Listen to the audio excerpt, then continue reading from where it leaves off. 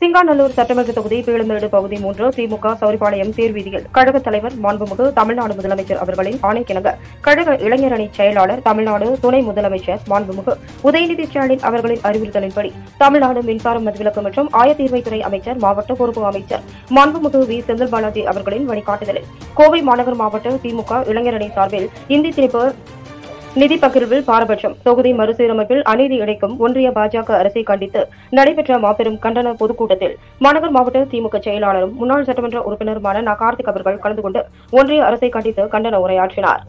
மாநில மாணவரணி செயலாளர் ராஜீவ்காந்தி, இளம் பேச்சாளர் தக்ஷிதா ஆகியோர் கண்டன உரையாற்றினர்.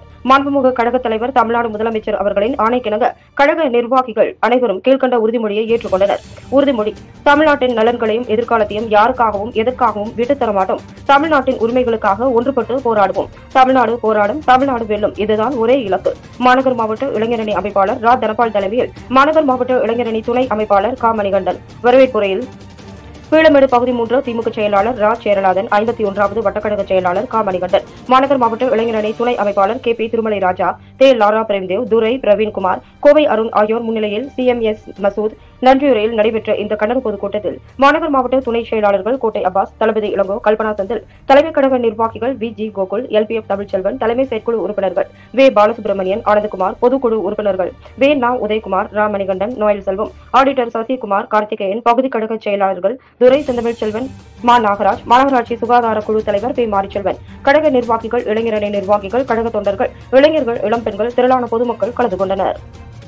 முதல்ல பேசலாம். இப்போ மும்மொழி கொள்கைனா இந்தி திணிப்பு மட்டும் இல்ல, அதுக்கும் மேல சமஸ்கிருத திணிப்புனே சொல்லலாம். ஏன்னா மத்திய அரசு அவங்களோட பட்ஜெட்ல வெளிப்படையாவே அறிவிச்சிருக்காங்க. இதுல கிளாசிக்கல் லாங்குவேஜஸா முதன்மையாக சமஸ்கிருதத்தை படிக்கணும் அப்படின்னு. சான்ஸ்கிரிட் நாலேஜ்ங்கிறது நமக்கு அவசியமா. இப்ப சமஸ்கிருதத்தை படிச்சு நம்ம என்ன பண்ண போறோம்? போய் பூஜை பண்ண போறோமா? தமிழா ஒன்றுபடு, ஆதி மகனும் தமிழை அரசியாக்கி வாழவிடு, ஆதி மகனும் தமிழை அரசியாக்கி வாழவிடு, கந்தன் பறையன் என்று உரைக்கும் கையவனை கண்ணீர் வர வதைப்பாய், கந்தன் பறையன் என்று உரைக்கும் கையவனை கண்ணீர் வர வதைப்பாய், இந்துவும் இஸ்லாமியனும் மோதினால் இருவரையும் உதைப்பாய், ஊருக்கூர் சண்டை தெரு தெரு சண்டை உருப்படுவோமோடா தமிழா, பாருக்குள்ளே அடிமை தமிழர் நமக்குள்ளே 10 பிரிவோடா,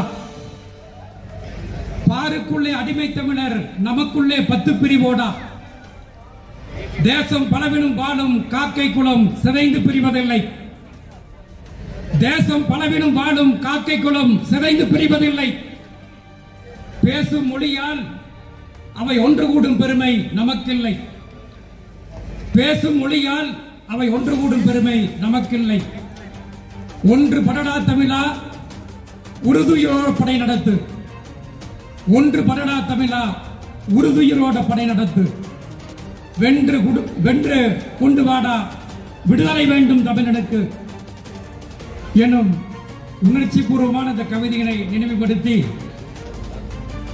இந்த கூட்டத்துடைய நோக்கத்தை 2 ஆண்டுகளுக்கு முன்பு புள்ளி வைத்தால் போல் இந்தியாவிற்கு எதிரி சனாதனம் என்ற தத்துவம். அந்த சனாதனம் வெறுமன மத கோட்பாடு அல்ல, அந்த மதத்துக்குள் ஒரு மொழி கோட்பாடு இருக்கிறது. அந்த மொழிக்குள் உயர்தனி செம்மொழியை அளிக்கிற சமஸ்கிருதம் என்கிற மொழியைத்தான் தூக்கி பிடிக்கப் போகிறார்கள். எந்த வடிவில் எங்கள் மொழி மீது எந்த ஆதிக்கம் வந்தாலும் அதை நாங்கள் எதிர்ப்போம் என்று உங்களுடைய துணை முதலமைச்சர் எங்களுடைய அண்ணன் உதயண்ணா அவர்கள் வெளியில் இந்த சனாதன கோட்பாட்டை எதிர்த்து திமிரோடும் திராணியோடும் நின்றார். நீதிமன்றம் வழக்குகள் போனது. நீதிமன்றம் அவர் கருத்து அவர் அதை பேசட்டும் என்றார்கள். அதன் தொடர்ச்சியாக தான் இந்த நாட்டுடைய பிரதம அமைச்சர் ஒரு மரியாதைக்குரிய நரேந்திர மோடி அவர்கள் இந்தியாவுடைய ஆட்சி மொழியாக ஹிந்தி இந்தியாவுடைய தேசிய மொழியாக ஆக்கப்படுவதற்கு, அப்படி என்றால் இந்தியாவுடைய அரசியல் சட்டத்தில் இந்த நொடி வரை தேசிய மொழி என்ற மொழியே நமக்கு இல்லை. இந்தியாவின் அடையாளம் ஹிந்தி இல்லை. இந்தியாவில் எந்த மொழி ஆதிக்கம் செலுத்தும் என்றால் அபிஷியல் லாங்குவேஜ் அலுவலக மொழிகளாக ஒன்றிய அரசு அலுவலகங்களில் ஹிந்தி இருக்கும், இணைப்பு மொழியாக ஆங்கிலம் இருக்கும், அந்தந்த மாநிலத்தின் மொழிகள் ஆங்காங்கு இருக்கும். இது இந்தியாவின் அரசமைப்பு சட்டம் 353 சொல்வது. ஹிந்தியை வளர்க்க வேண்டும் என்று அரசமைப்பு சட்டம் சொன்னது. இதையெல்லாம் வெளி வைத்துவிட்டு தமிழ்நாட்டை நோக்கி சொன்னார்கள், நீங்கள் இந்தியை படியுங்கள், இந்தி புனிதமான மொழி, இந்தி பெரிய மொழி என்று சொன்னபோது இந்த மண்ணில் பிறந்த எண்ணடங்காதவர்கள், கீழமேட்டில் பிறந்த தண்டாயுதபாணி என்ற நம்ம தாத்தா, கீழப்பூர் சின்னசாமி, கோடம்பாக்கம் அரங்கநாதன், ராணிமலை முத்து, எண்ணிக்கொண்டே போகலாம். எதற்கே ராணுவம் வந்த போது பொள்ளாச்சி என்கிற பொழில் ஆட்சி செய்கிறோம், நம்முடைய பொள்ளாச்சி என்கிற ஊரில் உடுமலைப்பேட்டை என்கிற அந்த தீரர்கள் பிறந்த அந்த கோட்டையில் ராணுவம் எதிர்க்கே நிற்கும், சுடும், சாவோம் என்று தெரிந்து கூட நெஞ்சை நிமித்தி என் இந்திக்கு தமிழ்நாட்டில் ஆதிக்கமாம், எப்பக்கம் வந்து புகுந்துவிடும் இந்தி, எத்தனை வட்டாளம் கூட்டி வரும் அற்பம் என்பது இந்திதனை, அழித்தொழிவன் ஆதிக்கத்தனை, மாங்குயில் கூவிடும் பூஞ்சோலை, எம்மை மாட்ட நினைக்கும் சிறைச்சாலை, ஏங்கவிடம் தமிழ் தாய்தனை, இவ்வுயிர் உடலை விட்டு நீங்குவரை என்று சொல்லி இந்தியை எதிர்த்து தீரத்தோடு போராடி இந்தியாவுக்குள் எந்த மாநிலத்திலும் இந்தி இருக்கும். ஆனால் Indian official language act 1963 subclause 1 Hindi never, English ever என்று தமிழ்நாடு மாற்றி எழுதியது.